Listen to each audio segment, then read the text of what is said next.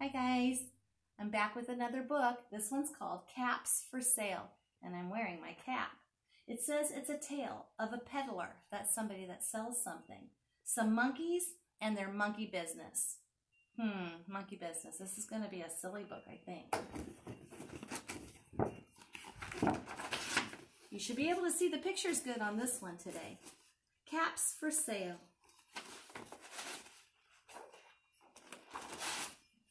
Once there was a peddler who sold caps, but he was not like an ordinary peddler carrying his wares on his back. That means he didn't carry all the stuff he was selling on his back. He carried them up on top of his head.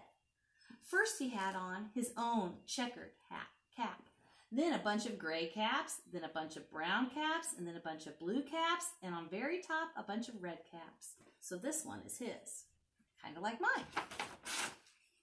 He walked up and down the streets, holding himself very straight so as not to upset his caps. After he went along, he called, "Caps! Caps for sale! 50 cents a cap!" One morning, he couldn't sell any caps. He walked up the street and he walked down the street calling, "Caps! Caps for sale! 50 cents a cap!" But nobody wanted any caps that morning. Nobody wanted even a red cap. He began to feel very hungry, but he had no money for lunch. "I think I'll go for a walk in the country," he said. And so he walked out of town, slowly, so as not to upset his caps. Maybe you could try to walk with a whole bunch of stuff on your head. Books would be a good thing to do. He walked for a long time until he came to a great big tree. That's a nice place for a rest, he thought. And he sat down very slowly under the tree and leaned back little by little against the tree trunk so as not to disturb the caps on his head. Then he put up his hand to feel if they were all straight. First his own checked cap, then the gray caps, then the brown caps, and then the blue caps, and then the red caps on the very top. They were all there, so he went to sleep. He slept for a long time. And when he woke up, he was refreshed and rested. Uh-oh. What do you see in the picture? Let's see. But before standing up, he felt with his hand to make sure his caps were all in the right place. All he felt was his own checked cap. Uh-oh. He looked to the right of him. No caps.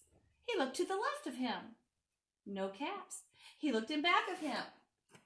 No caps. He looked behind the tree. No caps. What could have happened? Then he looked up into the tree. And what do you think he saw? Now, do you remember what they said in the beginning of the story? What do you think's up there? On every branch sat a monkey. One on every monkey was a gray or a brown or a blue or a red cap. The peddler looked at the monkeys. The monkey looked at the peddler. He didn't know what to do. Finally, he spoke to them. What do you think he said?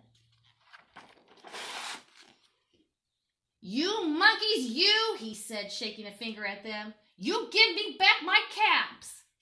But the monkeys only shook their fingers back at him and said, "Tit, tit, tit, tit, tit, tit, tit." This made the peddler angry, and he shook both hands at them and said, "You monkeys, you give me back my caps." But the monkeys only shook both of their hands back at him and said, "Tit, tit, tit, tit, tit." They're copying him, aren't they? Now he felt quite angry. He stamped his foot and says, "You monkeys, you better give me back my caps." But the monkeys only stamped their feet back at him and said, "Tsk, tsk, tsk, tsk." By this time, the peddler was really very, very angry. He stamped both his feet and he shouted, "You monkeys, you must give me back my caps." But the monkeys only stamped both of their feet back at him and said, "Tsk, tsk, tsk, tsk." At last, he became so angry, he pulled off his own cap and he threw it on the ground, and he began to walk away. But then, each monkey pulled off his cap. And all the gray caps, and all the brown caps, and all the blue caps, and all the red caps came flying down out of the tree. So the peddler picked up all his caps and put them back on his head. First, his own check cap, then the gray caps, then the brown caps, then the blue caps, and then the red caps on the very top. First, he had to sort them. That's a good thing to do. And slowly, he walked back to town calling, caps! Caps for sale! 50 cents a cap! The end. I hope you liked the story today.